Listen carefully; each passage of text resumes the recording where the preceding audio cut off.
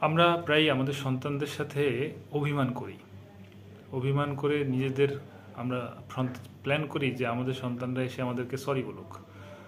কিন্তু আমার কাছে মনে হয় সবসময় এটা না করে আমাদের তাদের কাছে এগিয়ে যাওয়া উচিত। কেন?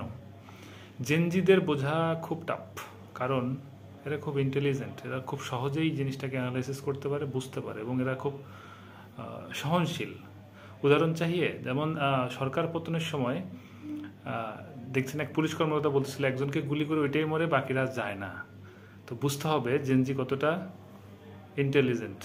আর দ্বিতীয়ত হচ্ছে জেনজিরা যারাকে পছন্দ করে তাকে পকি বলে। পকি, আচ্ছা, তো তাদের পকি হতে গেলে আপনাকে যেটা করতে হবে যে সে যাই করুক না কেন তার সাথে বসতে হবে।